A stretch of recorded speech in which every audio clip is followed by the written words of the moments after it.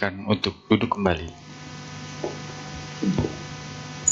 Kini tiba saatnya kepada Yang Mulia Suhu Patiwasu untuk memberikan Dhamma Desana pada malam hari ini. Kepada Suhu, waktu dan tempat kami persilahkan. Selamat malam semuanya. Namo Buddhaya.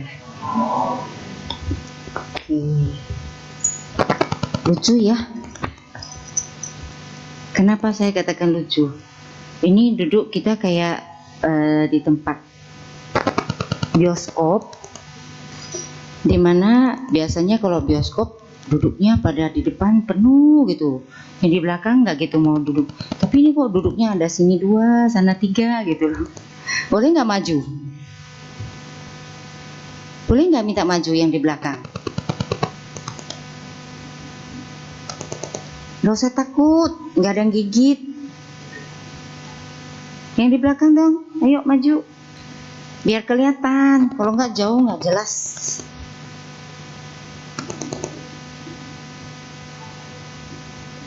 Hah? Kalau kita bahasa Mandarin, bijau qincie, tahu bijau qincie kalau bahasa Mandarin? Hah? Itu bahasa Indonesianya apa ya? Hah? Lebih akrab ya? Nah,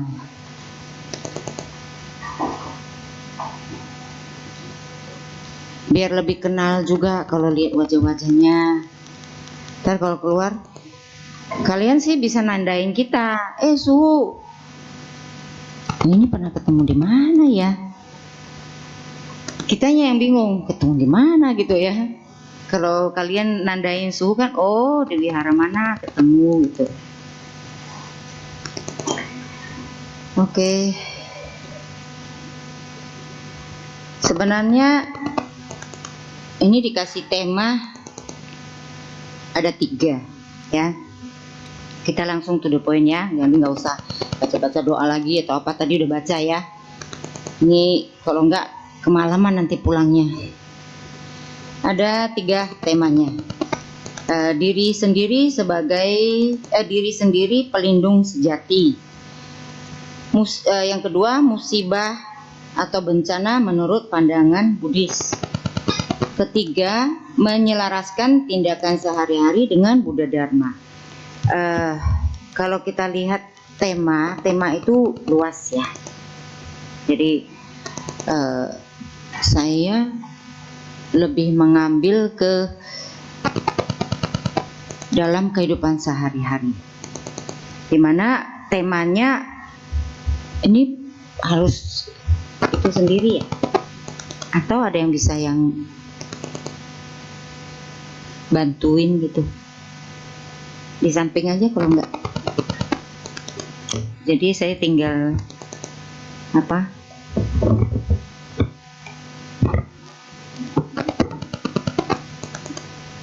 nggak bisa ya? Hah? Di sini.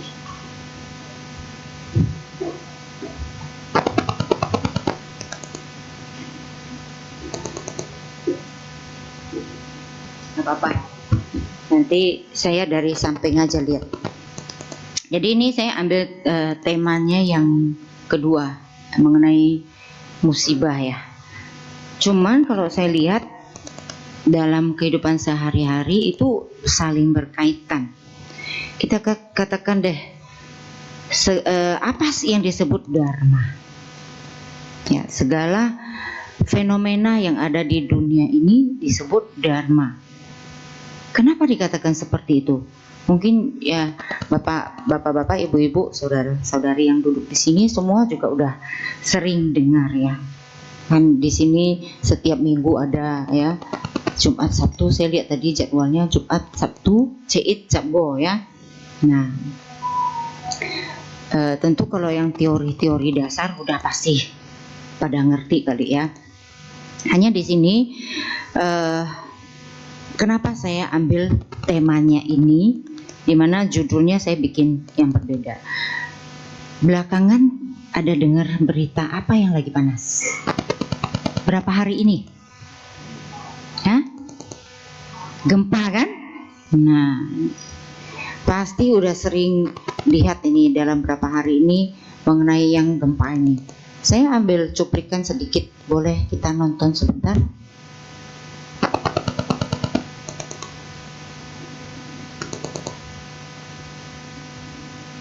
Ini nanti kita nontonnya sedikit aja tuh, hanya salah satu aja saya ambil, nanti ada cerita lain ya.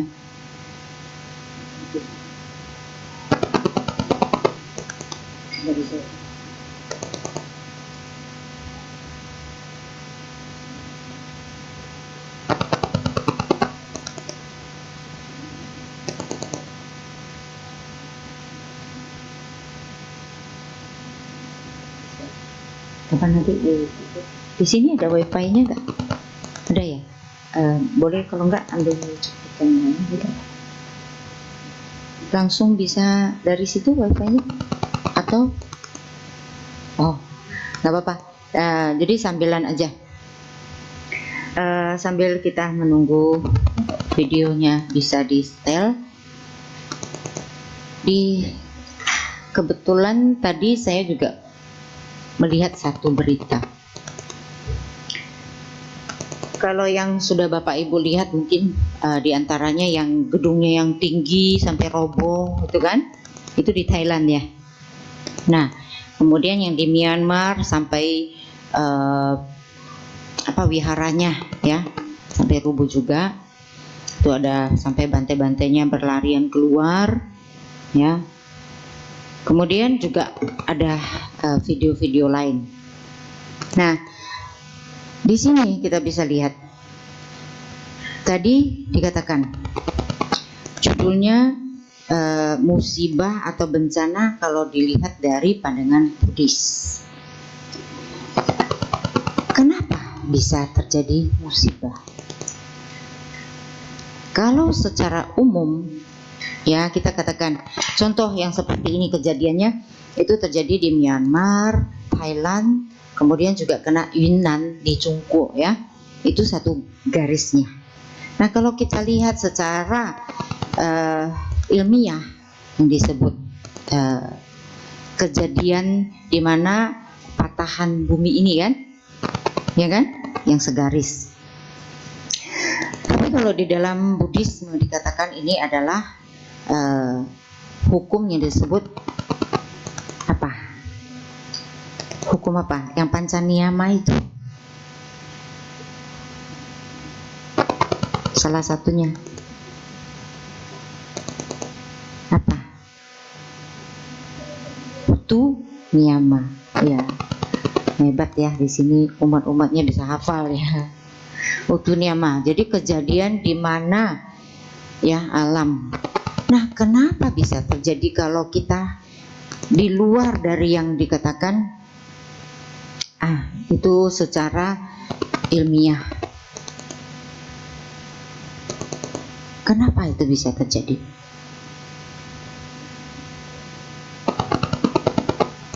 Bapak Ibu dan saudara-saudari, sekarang kita misalnya lah, kita lagi jalan-jalan, tiba-tiba kepleset. Kenapa bisa terpleset? Banyak yang bisa ada terjadi kemungkinan kenapa bisa terjadi, ya kan? Satu, becek mungkin ya. Kedua, alasan lain, nggak hati-hati. Terus ada lain?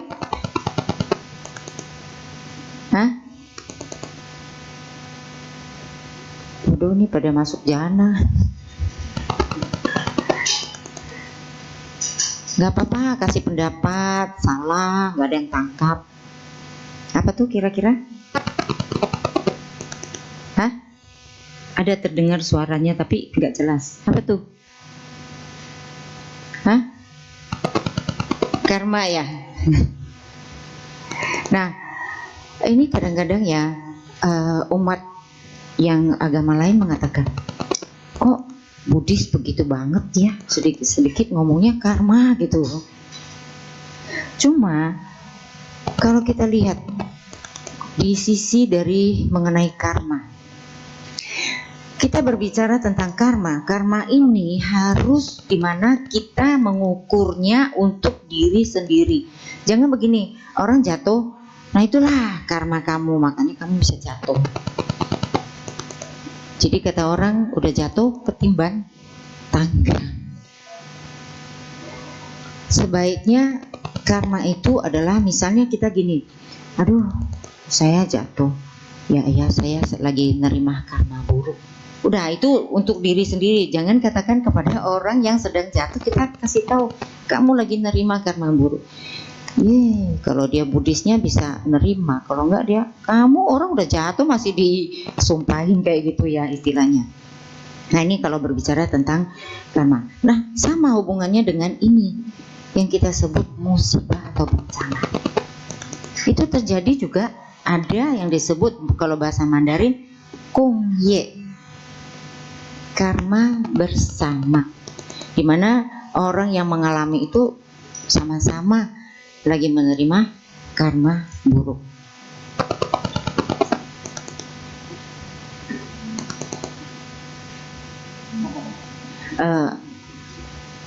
Nggak ada suara, nggak apa-apa ya. Kalau nggak ada suara, nonton filmnya aja nggak apa-apa juga ya. Mungkin ada yang udah pernah lihat juga video ini, hanya cuplikan aja sebentar.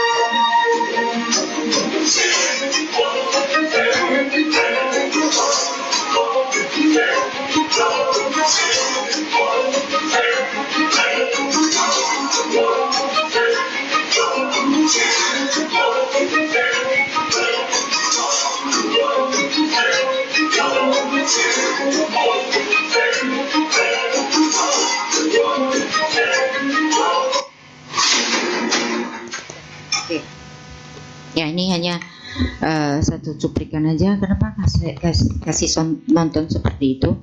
Saya masih ingat tahun 2011 tahun 2000 ya, tahun 2000 kalau nggak salah, ada kejadian gempa di Taiwan.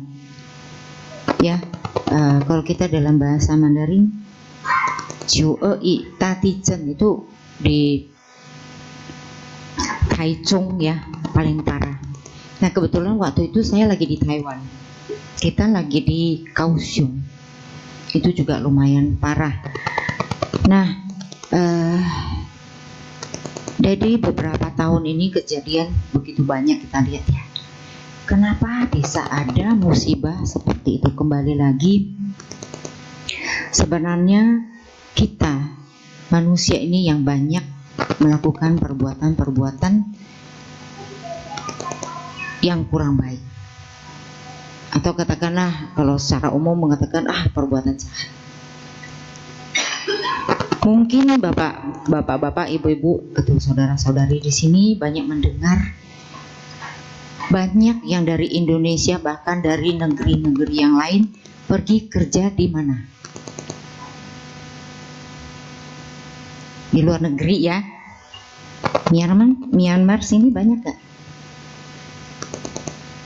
Banyak. Ya. Nah, salah satu video yang saya tonton itu kebetulan juga kejadian ini, yang gempa ini. Jadi dari sisi dimana semua orang pada tahunan kalau bahasa Indonesia, melarikan diri dari musibah itu, yang menyelamatkan diri lah bahasa lainnya. Nah, ada satu orang berasal dari Cina. Ya, saya lupa kotanya. Dia bikin satu video di mana dia juga terperangkap di situ. Dia keluar mau melarikan diri, menyelamatkan diri. juga ingin melarikan diri. Lari dari apa? Ternyata dia ini diiming-iming kerjaan bagus, bawa ke sana, ya. Tapi ternyata sampai di sana dia tidak boleh keluar dari tempat itu. Jadi kayak disekep, kerja paksa, kayak ilegal gitu. Nah, dan waktu dia mau menyelamatkan diri, bukan hanya dia yang satu-satunya yang ada di situ. Ternyata ada juga yang dari Taiwan, ada yang dari Malaysia, ya, dari negara-negara lain. Nah, salah satu yang dia katakan yang dari Taiwan itu, orangnya tidak hanya menyelamatkan diri sendiri, ya.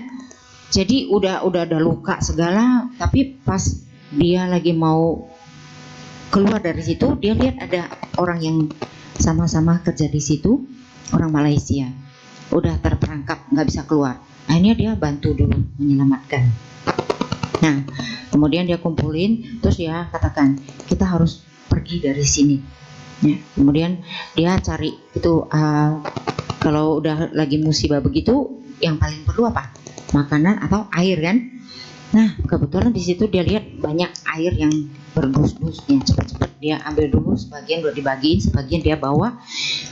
Nah, dia cari mobil. Akhirnya semua dikumpulin, naik mobil itu. Jadi ceritanya mereka ini mau menyelamatkan diri, tidak hanya selamat dari gempa itu, mereka mau keluar dari Myanmar. Kenapa? Karena mereka sudah seakan itu udah kalau nggak karena musibah ini, mereka juga tidak terselamatkan. Jadi di sisi kejadian ini mereka baru bisa benar-benar selamat, ya. Akhirnya setelah mereka berangkat naik ke mobil, mereka pergi, sampai di jalan pun dia masih nolong orang yang di jalan loh, sambilan dia kasih air, ada snack dia kasih. Akhirnya malam pun mereka jalan terus, karena kalau enggak takut kembali ditangkap, ya. Ketemu pas mau perbatasan pasti diperiksa kan. Mereka katakan, oh kami kan karena musibah mau, ya, lari dari musibah ini, menyelamatkan diri. Ya, dia nggak katakan dia dari luar negeri atau apa, enggak, lari begitu. Akhirnya sampailah perbatasan itu, di mana ada sungai atau kali, ya begitu, memisahkan tempat itu. Nah, ada jembatan, tapi jembatan itu patah, ya. Waduh, bagaimana ini? Akhirnya mereka cari kayu lah, cari papan segala macam, bikin kayak jembatan darurat. Nah, memang bahaya ya, tapi akhirnya mereka selamat lewatin itu. Nah, cerita dari sini kita lihat, kalau biasanya orang menyelamatkan diri, kadang-kadang kalau egonya tinggi, mana peduli dengan orang lain. Tapi orang ini punya hati yang begitu baik, punya welas asih, ya. Jadi dia bantu, ya, sama-sama merasa ya kita memang ya senasib, sampai di sini kita harus seperti disekap dan nggak boleh keluar. Nah, sekarang kita waktunya harus menyelamatkan diri. Nah, jadi kita lihat kejadian yang ada disebut musibah dan mereka bisa selamat karena itu. Di sisi lain, kalau kita katakan secara umum, apa, orang secara umum mengatakan ada hikmah, ya, kejadian. Nah, kembali kita katakan musibah, satu musibah seperti itu kita bisa selamat, ya, karena baik sih sebenarnya. Satu sisi kita kena gempa itu karma buruk, tapi karena baiknya kita masih bisa selamat dari situ, ya. Kalau bahasa Indonesia, untung selamat katanya, ya. Itu bahasa Indonesia secara umum. Nah, jadi kalau dari kejadian yang kita lihat musibah ini, tetapi di mana ada hikmah yang lain, yang dari sisinya ada karma baiknya katanya. Atau kejadian misalnya ada kendaraan terbalik, kemudian ada, ya, di dalamnya penumpangnya ada yang selamat, ada yang meninggal, ya kan? Itu juga dikatakan ini musibah tapi dimana yang walaupun musibah tapi ada yang terselamatkan. Nah ini kembali lagi ke ujung, ya pasti tentang karma kita.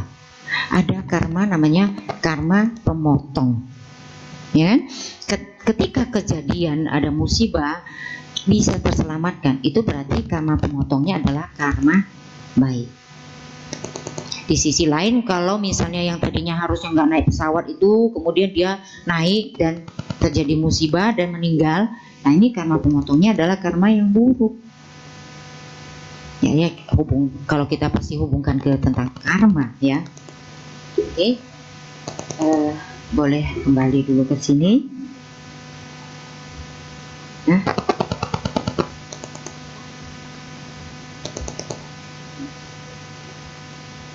tadi kita katakan penyebab terjadinya musibah dalam kehidupan sehari-hari.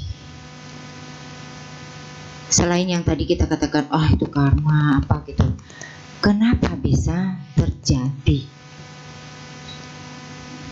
Salah satunya tadi kita katakan, orang melakukan perbuatan yang tidak baik. Kenapa bisa melakukan perbuatan baik? Yang tidak baik. Demi apa? Seseorang melakukan perbuatan yang tidak baik, misalnya curi lah, atau rampok lah, atau apa. Itu demi apa? Atau karena apa dia melakukan itu? Menurut bapak, ibu-ibu atau saudara-saudara yang duduk di sini. Kenapa? Hah? Uang. Oke. Dikatakan nggak ada uang, nggak bisa melakukan banyak hal, kan? Tapi kadang-kadang uang juga bukan segalanya, kan begitu? 没有钱，钱不是万能，但是没有钱万万不能, kan begitu bahasa Mandarinnya. Oke, satu itu demi uang, demi kekayaan. Ada lagi yang lain, karena perut, ya kan? Udah nggak bisa makan, udah bohot lah. Cara satu-satunya cara ngambil, misalnya ngambil di kebun, kan gitu kan? Bisa nyuri juga. Nah, ini kadang-kadang melakukan perbuatan yang kayak gitu, ya katakanlah ada yang mengatakan terpaksa. Tapi apakah tidak ada cara lain? Mungkin minta lebih baik daripada nyuri, kan begitu? Betul nggak? Ya, jadi ini ujungnya adalah keinginan atau yang disebut tanha. Ya, nah keinginan yang udah melebihi itu, yang akhirnya melakukan perbuatan yang tidak benar. Ya seperti tadi Bapak itu katakan demi harta atau kekayaan, bisa aja, ya. Ada nih satu kejadian. Ada satu orang, dia sebagai penjual susu sapi. Tapi dia ingin menjadi orang kaya secepatnya. Wah, kalau jual susu sapi setiap hari keuntungan, ya katakanlah mungkin berapa ratus ribu gitu ya. Wah, mau punya rumah yang lebih besar, punya ya barang-barang yang mewah, mau cepet-cepet nih. Akhirnya dia pikir ya dengan yang tidak baik. Caranya apa? Korupsinya apa? Bisa jadi itu katanya korupsi. Susunya yang tadi susu murni sekarang tidak murni lagi. Yang tadinya wah kalau diminum pasti sehat. Sekarang satu botol satu hari cukup pasti sehat. Sekarang satu botol nggak cukup karena campur dengan air. Yang tadinya produksi satu dus, ya dia bisa jadi 2 dus. Ya mau kaya cepat. Tapi dia tidak pikir. Satu, lama-lama dagangan kamu ada yang percaya gak? Ya biasanya, oh enak nih susunya, kok lama-lama susunya jadi nggak enak, beda gitu. Ya rugi diri sendiri. Nah ini juga ya, mau keuntungan ya tanha serakah, akhirnya yang rugi ya diri sendiri. Oke. Jadi salah satunya disebut tanha. Nah di sini ada ya artinya tanha ini tidak terlepas dengan kata nafsu indria. Ya, di sini ada 5 nafsu indria yang akan saya sharing ya. Ini dengan bahasa Indonesia. Nah, kalau di dalam bahasa Mandarin lebih cai se min se sui, ya itu lebih saya lebih sering pakai bahasa Mandarin. Nah, kalau yang pertama kita katakan harta, oke, yang seperti tadi Bapak itu katakan, karena harta ya bisa orang melakukan banyak hal, mungkin tidak hanya merugikan diri sendiri tapi merugikan orang lain. Ya, yang tadi salah satu contohnya. Ada juga contoh lain. Pernah ada seorang pengemis, ya. Jadi ini juga karena loba, ya. Dia waktu pergi mengemis, suatu hari dia lihat ada satu anak, ya, yang juga dimana orang tuanya meninggal jadi pengemis juga. Akhirnya mereka berpikir, wah ini ketemu ya sama-sama pengemis. Tapi yang awalnya karena anak itu makannya kan sedikit, ya, mengemis bersama berdua, ya anak-anak itu dia makan sedikit lebih, ya orang tua ini bisa makan kan gitu. Dimana anak-anak kalau dia lagi mengemis pasti orang yang beri akan mengatakan, aduh anak-anak nih kasihan, mungkin akan diberikan. Tapi kalau orang udah dewasa atau orang tua dia pak, nah kan masih bisa kerja kan gitu kan. Nah akhirnya anak ini pasti tumbuh dong, udah lebih besar kan.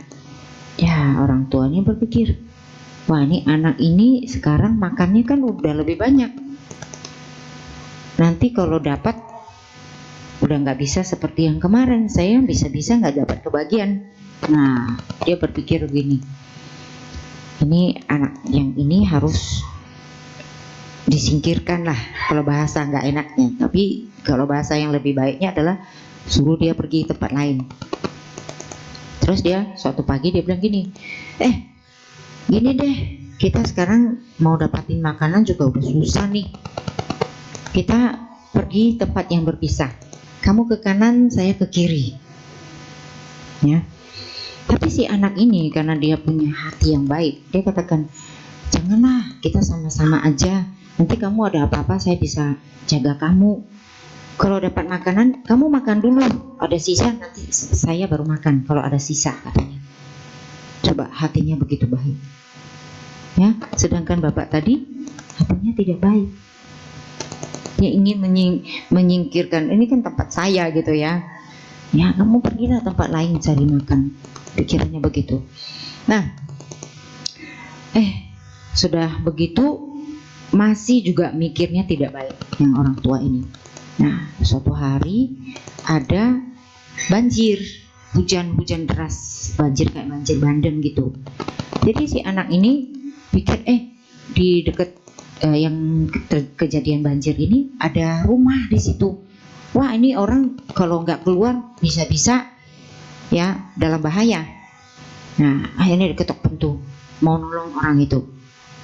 Sedangkan kakek tadi, wah kamu bahaya ini, bisa-bisa nyawa kita hilang. Akhirnya dia pergi, ya, ditinggalkan. Nah setelah dia nolong orang tua ini, ternyata orang yang punya rumah situ memang udah ya berumur juga lah, tapi nggak punya anak. Nah kalau kita lihat dari sini, ini orang baik, akhirnya dia akan mendapatkan hasil yang baik. akhirnya diangkat sebagai anaknya, dimana orang ini ternyata orang kaya. Ya udah dia gak usah ngemis lagi dong, kan? Sedangkan yang kakek tadi yang udah tua ya, dia pergi, akhirnya nggak dapat makanan, waktu itu sakit, jatuh, akhirnya meninggal. Nah, kita lihat kalau orang yang punya pikiran yang tidak baik, ketika dia pergi juga dalam kondisi yang kurang baik. Ya tentu ini contoh di mana ya pasti kadang-kadang orang mengatakan, misalnya ada orang yang dalam kehidupannya dia melakukan misalnya lah katakan korupsi ya, tapi hidupnya baik-baik aja, kan begitu. Ada yang orang setengah mati, udah baik, udah kerjanya setengah mati, tapi hidupnya pas-pasan. Pernah ketemu begitu kan? Nah, menurut bapak-bapak, ibu-ibu, dan saudara-saudara, kalau secara umum pasti orang mengatakan, Tuhan kok tega gitu ya, bahasa umumnya, kok tega, saya udah berusaha, sudah berbuat baik, kok masih begini, atau katakanlah kok nasib saya begini. Sedangkan yang sana itu dia hatinya aja nggak baik, tapi hidupnya oke tuh. Bagaimana menurut Bapak Ibu?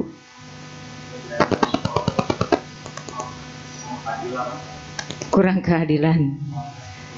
Protes ya. Sebelum saya jelaskan, saya kasih contoh lain. Ada satu orang, dia agamanya KTP, ya. Kemudian dia merasa, aduh, saya kok hidupnya begini-begini terus ya. Terus ada yang nganjurin, ini Buddhis, ya. Kamu coba, tapi Buddhisnya juga nggak terlalu gitulah ya, nggak terlalu benar-benar mendengarkan atau melaksanakan dharma. Kamu coba Japchae, vegetarian, barangkali bisa merubah hidup kamu lebih baik. Ya dia vegetarian kan, dia nggak tahu dulu, nggak dikasih tahu nih manfaatnya atau apa artinya kita bervegetarian, nggak dikasih tahu, cuma diajak aja. Oke, dia vegetarian. Setelah beberapa bulan tidak merubah hidupnya, akhirnya dia berpikir, saya sudah ikuti anjuran tapi begini-begini aja, nggak ada perubahan. Ada agama sebelah, ya kita nggak katakan apa ya, agama sebelah mengajak, kamu ikutlah, percaya kepada kita, nanti kamu coba lihat beberapa bulan kemudian pasti kamu berubah menjadi lebih baik. Ikut ya ke sebelah. Benar, setelah beberapa bulan ada perubahan hidupnya. Bapak Ibu, saudara-saudari, apakah dia dengan berpindah ke sebelah terus langsung jadi baik? Kalau kita berbondong-bondong aja pindah ke sebelah, apakah setelah pindah semuanya jadi baik? Yakin? Jadi karena apa dia bisa menjadi lebih baik? Halo Bapak Ibu, coba.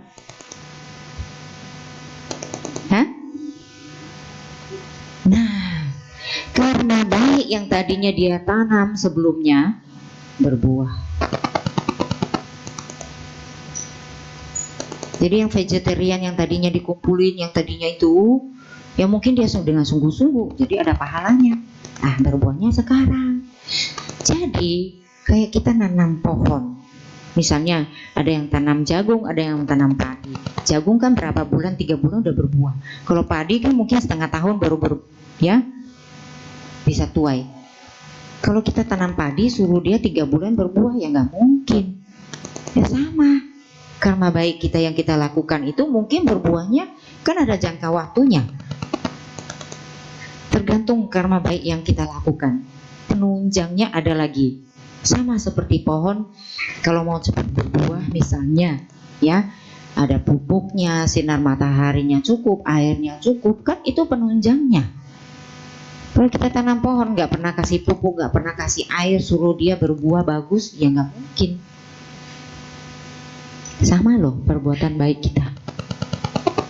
Ya, jadi terjawab juga yang sebelumnya. Itu karena ya berbuahnya. Jadi yang kita terima kalau sekarang baik itu berarti yang lagi berbuah adalah karma baik. Yang kita lagi terima yang kurang baik ini ya karma yang kurang baiknya yang berbuah. Jadi kembali kalau kita katakan yang musibah itu, ya itu ada yang terima karena buruk, di mana sisi baiknya juga ada. Yang seperti yang tadi, orang yang selamat tadi. Ya, terus dia menambah lagi karma baiknya, di mana dia nolong orang lain. Ya pastilah dikasih jalan yang lebih mulus. Ya, ketika sampai di perbatasan itu, mereka sebenarnya diperiksa. Tapi mereka katakan kami karena musibah, jadi akhirnya kasih bebas lewat. Coba nggak karena musibah itu mana bisa lewat? Ya, perbatasan kan memang harus ada paspor, ada segala macam, nggak bisa lewat. Akhirnya mereka selamat. Ya, jadi kita lihat kalau dari cerita-cerita ini di dalam kehidupan sehari-hari, kenapa Buddha yang selalu ya intinya adalah bagaimana kita menghindari yang tidak baik, melakukan atau menambah kebaikan. Ujung-ujungnya adalah nanti kita jalannya lebih baik, lebih bahagia hidupnya. Ya, oke, sebelum kita lanjutkan ada pertanyaan?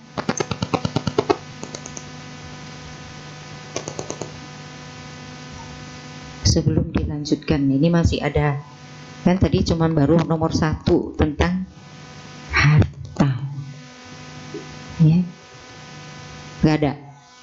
Wah, lulus semua. Nanti ijazahnya nilainya tinggi-tinggi nih ya. Oke, sekarang kedua, rupa atau jasmani. Dalam kehidupan sehari-hari, ya, kalau kita katakanlah pakaian ini untuk apa? Pakaian untuk menutupi diri, badan jasmani ini untuk apa? Salah satu dulu kita katakan. Ya, melindungi diri dari dingin atau dari panas, ya. Tapi mata ini yang kadang-kadang ya kita sulit. Begitu pergi ke supermarket, bajunya bagus ya, pingin nih, kan gitu kan?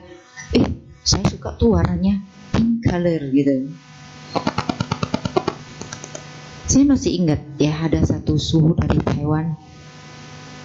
Beliau mengatakan, ketika kita melihat barang yang dimana menarik banget, ada 3 kata sebelum kita membelinya. Zung yao ma, pentingkah itu, haruskah, xiao ma, ya, perlukah kita itu? Kadang-kadang kita pergi ke supermarket, wah, buy one get one free atau 50%, wah, beli kan. Belum lagi kalau enggak harganya diskonnya sampai 70%, wah, bayarnya cuma 30%. Sebenarnya ini kan taktik orang dagang, ya. Beli sampai di rumah tumpuk di mana? Kamar atau di gudang atau di dalam lemari. Kadang-kadang belum tentu dipakai. Nah, ini kan nafsu. Nafsunya dari mana? Keinginan dari mata. Ya. Nah, ini saya bikin contohnya satu-satu aja ya. Kalau enggak jelaskan ini panjang ini. Oke, ini dari rupa. Ya, mempercantik diri lah segala macam. Ya, oke. Next, ketenaran. Ya, demi nama atau ketenaran, nggak usah jauh-jauh. Kita katakan di sebuah perkumpulan misalnya, ya, kadang-kadang orang ingin sekali jadi ketua atau jadi pengurus. Sebenarnya ada juga yang nggak mau, saya bantu aja dari belakang. Ada yang mau jadi pengurus, dia memang ingin sekali membantu. Tapi ada yang mau jadi pengurus, tanda petik, nama. Tahu artinya? Wah, hebat dia sebagai ini ya. Padahal kadang-kadang belum tentu kerjanya sesuai. Sorry loh, kenapa saya katakan begitu? Memang banyak tempat yang seperti itu. Ini kenapa? Ego. Ya, jadi bisa terjadi sesuatu yang disebut juga musibah, itu juga karena ego kita. Kenapa dikatakan seperti itu? Sombong kan? Ya, karena kesombongan itu yang bisa membuat kita jatuh. Ini kan musibah juga, ya. Oke. Next, makanan. Kenapa disebut makanan ini juga nafsu? Sering gak melihat ya siapa sih yang nggak mau makan enak? Ada di sini yang mau makan yang nggak enak? Nggak ada. Suruh obat, wah mukanya udah cembetut. Tapi kalau lihat makanan enak, wah berbinar-binar langsung matanya. Kan begitu. Yang lebih hebat lagi, udah makan nih, udah cukup. Datang makanan enak lagi, nggak tahan. Kalau kita katakan perut sebenarnya udah cukup nih, udah kenyang. Yang nggak kenyang apa? Matanya yang nggak kenyang, atau dikatakan pikirannya yang nggak kenyang ya. Baiknya makan itu adalah 70 atau 80% udah harus stop, lebih sehat. Nah belakangan saya dengar ada cara makan yang lebih sehat. Mereka makan 1 hari 1 kali, 1 kali tapi porsi yang itu ya. Misalnya kan kita makan 1 hari 3 kali, pagi, siang, malam. Dia makan setelah puasa berapa jam. Jadi benar-benar cuma minum air, ya. Minum air setelah 11 jam dia baru makan. Makan boleh makannya setelah makan, mungkin kadang-kadang setelah 3 jam dia ngemil. Sampai 5-6 jam itu dia udah harus stop lagi. Itu sehat, kayak detox lah ya. Tapi banyak katanya sudah berhasil. Nah tentu ya ini masing-masing. Ada orang yang saya kayak mau SU aja atau disebut atasila, makan 1 hari 2 kali, itu juga bagus. Nah selain yang kita katakan vegetarian tadi. Nah vegetarian kembali sedikit saya singgung. Kita harus tahu apa tujuan kita vegetarian. Vegetarian kalau sekarang kita lihat umum mengatakan lebih sehat. Itu benar, lebih sehat karena tidak makan ya kayak daging atau seafood itu terlalu banyak juga gak baik kan. Tapi makanan vegetarian sekarang terlalu ya katakan boleh juga kurang sehat. Kenapa? Banyak yang digoreng-goreng. Itu kan tidak sehat. Nah, jadi kita harus bisa jaga makanan. Nah, sekarang kita lihat dari katakan tadi, itu lebih sehat. Di sisi lain, ngapain orang vegetarian? Hah? Apa? Menghindari pembunuhan. Berarti kita punya cinta kasih ya. Ya itu tadi bilang makan sayur ya. Kita harus bukan cuma makan sayur hijau ya. Jadi harus bisa variasi. Kenapa? Itu kembali lagi. Kalau vegetarian cuma makannya sayur atau tahu tempe, nggak ada variasi lain, ya nggak mencukupi juga ya gizinya. Nah, jadi tujuannya adalah bagaimana kita mengurangi pembunuhan. Artinya kita mau mengembangkan cinta kasih. Ya, itu tujuannya harus kita tahu. Jadi seperti orang yang tadi, vegetarian, ya supaya merubah hidup saya. Tapi dia nggak tahu. Kenapa? Karena menghindari pembunuhan, yang gitu ujungnya ya. Jadi itu dari nafsu ingin makan yang berlebih itu juga akhirnya kenapa jadi musibah. Kenapa orang makan kekenyangan jadi musibah enggak? Iya, jadi sakit kan, musibah ya. Oke, terakhir tidur. Kok itu disebut juga nafsu atau disebut musibah? Bagaimana tidur kebanyakan? Sehatkah seseorang kalau tidur kebanyakan? Tidak. Ya tentu mengatakan tidur kurang juga nggak baik, tapi jangan berlebihan. Ya, malah itu menjadi tidak sehat.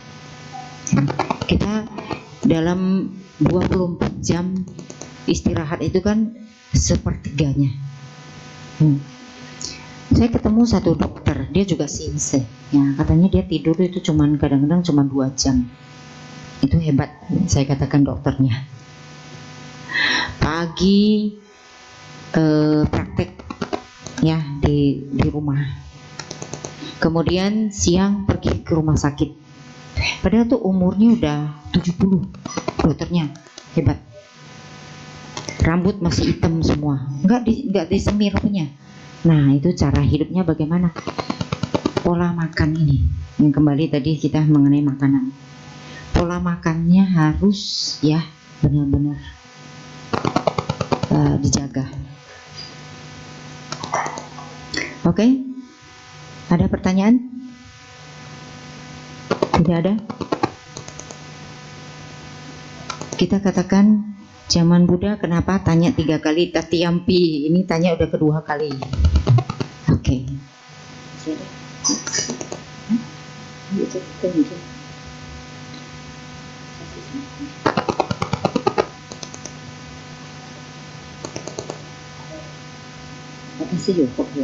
Oke, ini masih ada satu video dulu ya.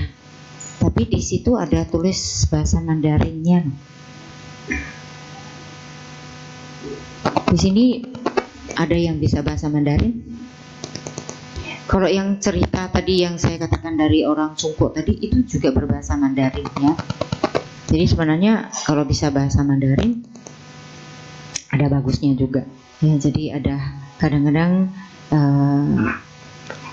berita ataupun dharma yang mana berbahasa Mandarin.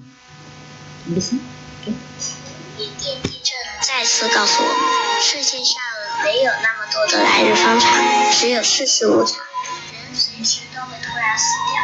没错，是随时，连聊天记录都来不及删的那种。缅甸地震再次告诉我们，世界上没有那么多的来日方长，只有世事无常，人随时都会突然死掉。没错，是随时，连聊天记录都来不及删的那种，然后彻底的离开这个世界。所以想做什么就去做，毕竟谁也不知道明天和意外哪个先来。珍惜眼前人，在有限的时光里留下温暖与美好。 Oke, jadi intinya dengar ya, ada yang ngerti bahasa Mandarin mungkin bisa nangkap. Jadi dikatakan segala sesuatu itu tidak kekal. Ketika kejadian seperti itu, ya ini tentu yang mengatakan yang maksudnya ada yang meninggal ya. Jadi kalau dengan kejadian ini bisa ambil hikmah di mana kalau kita dalam hidup tidak ada apa-apa dalam kondisi yang baik begini, manfaatkanlah waktu itu dengan mengisi perbuatan yang lebih bermakna, ya, baik untuk diri sendiri ataupun bisa demi orang lain. Saya masih ingat ada satu cerita, ada seorang bapak di mana dia lagi sibuk bekerja, kemudian anaknya, ya namanya anak kecil kadang-kadang kan cari orang untuk bisa nemenin bermain gitu ya. Jadi ketika panggil papanya mengatakan, kamu pergi main deh sendiri, papa lagi sibuk. Ya, tapi begitu anaknya keluar, karena namanya anak kecil mungkin gak perhatiin jalan ya, begitu buka pintu ditabrak, langsung mati anaknya. Nah, itu begitu kecewa, begitu menyesali ya. Ketika anaknya manggil, mungkin kalau dia diajak dulu sebentar atau apa, mungkin beda ya. Jadi mungkin dia merasa, wah, ini penyesalan juga udah gak bisa apa-apa, anaknya sudah meninggal. Jadi kalau kita lihat, sebaiknya ketika kita bisa melakukan sesuatu demi orang lain, ya, mungkin saat itu kesempatan yang baik bisa kita lakukan, karena waktu tidak akan kembali ya. Jadi dengan cerita-cerita, walaupun ya mungkin itu kan cerita, tapi itu bisa kenyataan seperti itu ya. Oke, Katiampi ada pertanyaan?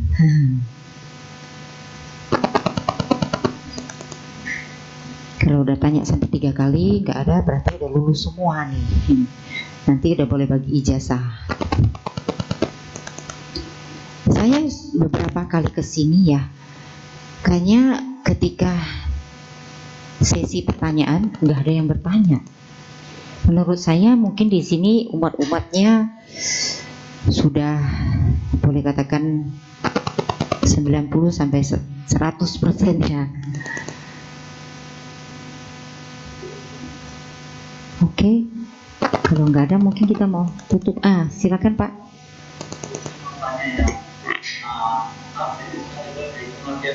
Saya pernah di sana ya, terjadi gempa, malah saya mimpi bahwa salah satu goyang itu ya, yang dalam hati saya tawarin harus baik. Jadi pertanyaan saya kan selalu terjadi besoknya. Karena saya kan juga pernah melihat salah jenisnya apa juga jadi itu kejadian itu saya habisnya di mana? Oke. Ya, bagus. Ini terjadinya mimpi.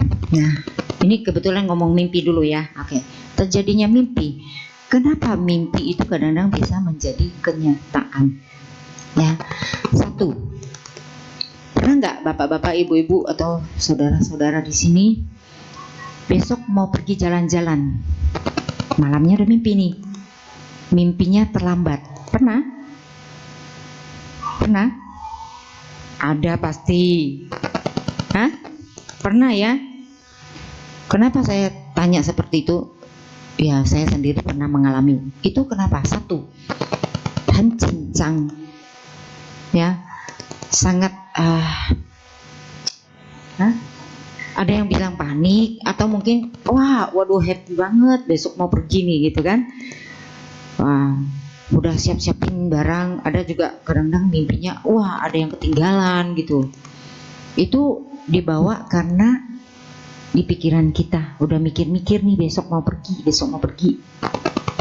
Itu satu. Kedua, ada dewa yang membuat kita mimpi. Bisa terjadi. Contoh, saya masih ingat di kampung kita dulu ada kebakaran. Ya, sebelum terjadi kebakaran itu udah ada yang bilang, ya, besok akan ada apa di situ, ya. Dan memang itu terjadi.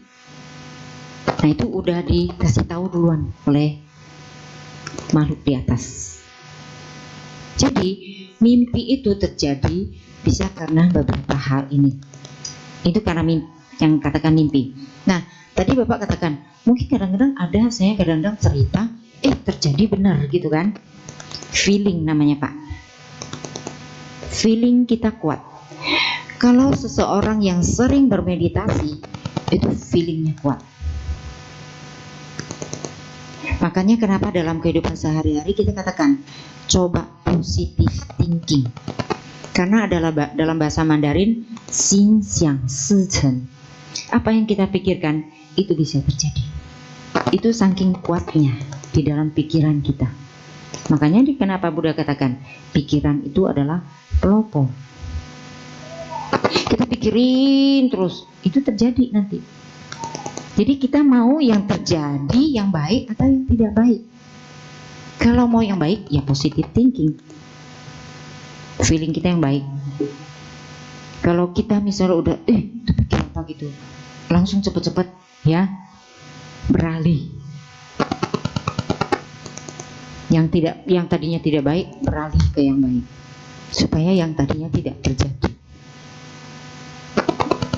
Tentu kalau memang itu akan terjadi, ya itu akan terjadi. Ya tidak mungkin karena perubahan kita bilang, feeling saya ganti terus nggak terjadi. Ya tergantung. Sekarang gini, semua yang duduk di sini kalau punya positive thinking, misalnya begini,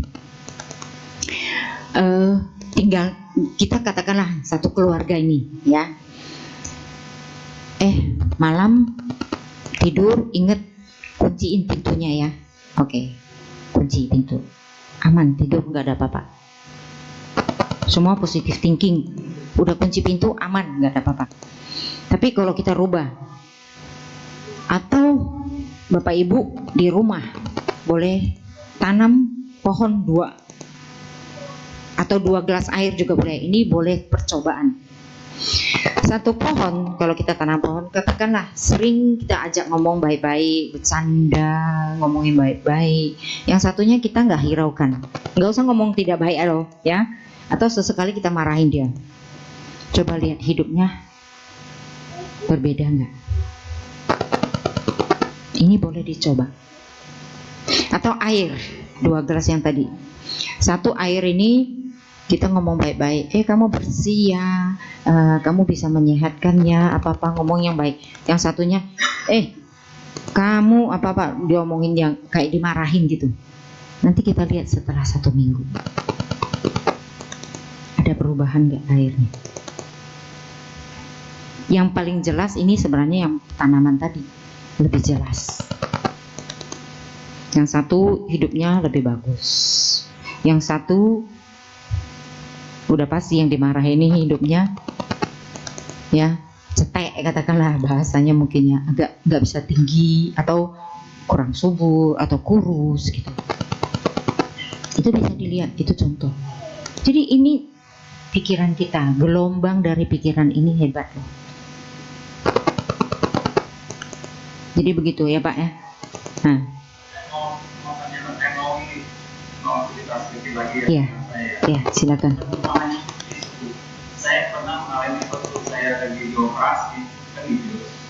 Itu saya cerita dengan saya di dalam rumah 3 jam. 3 jam saya masak beberapa menit saja gitu. Saya waktu begitu ya, saya masakan ketika sesuatu tempatnya bagus. Sekarang di apa tuh? Dilukiskan ya.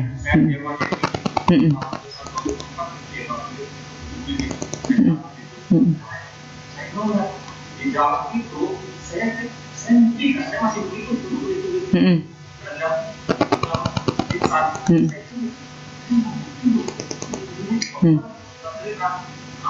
kalau sama itu masuk saya Jadi tidak sempat masuk, tapi saya bingung kok bisa terjadi hal ini. Ya. Itu pikiran kita di bawah sadar itu. Gimana kalau bukan? Bisa jadi kesadarannya yang pergi ke sana.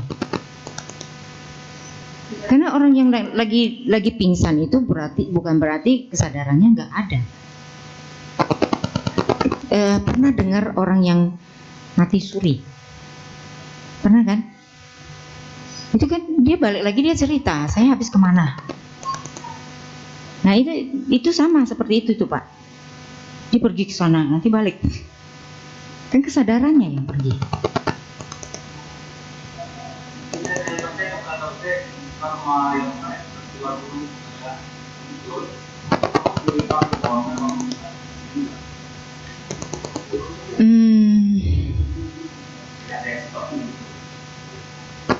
Bisa jadi udah mau pergi ke alam yang baik. Nggak tahu ya. Nah tapi mungkin juga itu hanya pergi terus.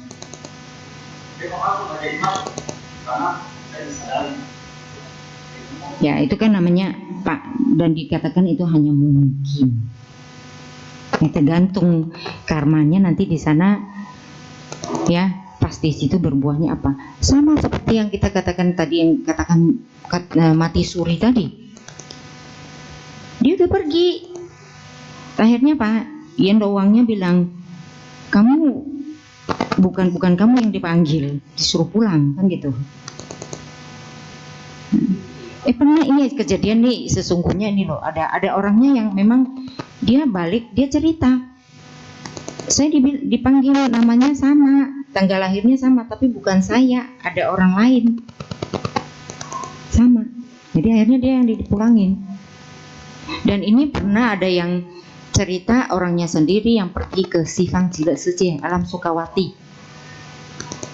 Dia cerita, itu ketemu kok di sana. Dia seperti apa yang diceritakan dalam Amitabha Sutra, itu jelas. Jadi nggak ya omong-omong aja gitu. Ini benar orangnya pergi, dia pulang, dia cerita. Jadi kalau kenyataan seperti itu, kita mau percaya atau tidak? Ya memang orang itu udah pergi sendiri ke sana. Tuh. Ya beda dengan yang lain mengatakan itu nggak ada lah, itu cerita atau itu mimpi atau itu mukjizat. Kalau di Buddhis nyata itu memang ada. Oke, ada pertanyaan lain? Nggak ada ya? Kalau nggak ada, kita mau akhiri ya. Oke, mari kita bersama-sama bersikap anjali ya. Kita pejamkan mata. Mari kita menyatakan bersyukur, terima kasih kepada Buddha, Dharma, dan Sangha. Terima kasih kepada orang tua. Terima kasih kepada semua orang yang telah mendukung kita dalam melakukan perbuatan baik. Mari kita bersama-sama melimpahkan jasa kebajikan yang kita lakukan kepada sanak keluarga yang sudah meninggal. Semoga mereka terlahir di alam bahagia. Kita limpahkan jasa kepada sanak keluarga yang sedang sakit. Semoga mereka menemukan pengobatan yang cocok dan lekas sembuh dari penyakitnya. Kita juga limpahkan jasa kebajikan kepada diri sendiri. Semoga kita selalu dalam lindungan Triratna, selalu berada di jalan yang benar, dijauhkan dari mara bahaya dan penyakit. Semoga bodhicitta dan kebijaksanaan kita terus berkembang. Semoga semuanya hidup berbahagia. Sadu, sadu, sadu. Ya, selamat malam. Namo Buddhaya. Demikian sesi Dhamma Desana pada hari ini. Kami segenap umat dan pengurus Wihara Pitdhamma Sukha mengucapkan terima kasih kepada Suhu atas Dhamma Desana pada malam hari ini. Bapak, Ibu, serta para hadirin kami persilakan untuk berdiri dan beranjali karena Suhu akan meninggalkan Dhammasala.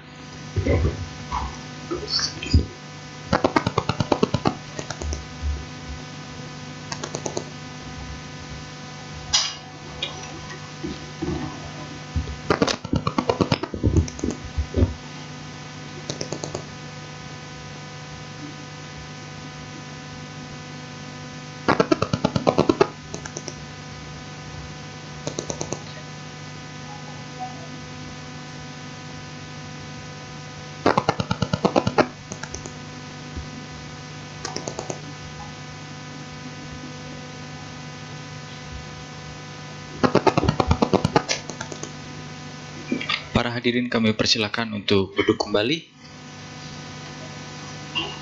Mari kita lengkapi perbuatan baik kita pada hari ini dengan berdana paramita. Kepada petugas kami persilahkan.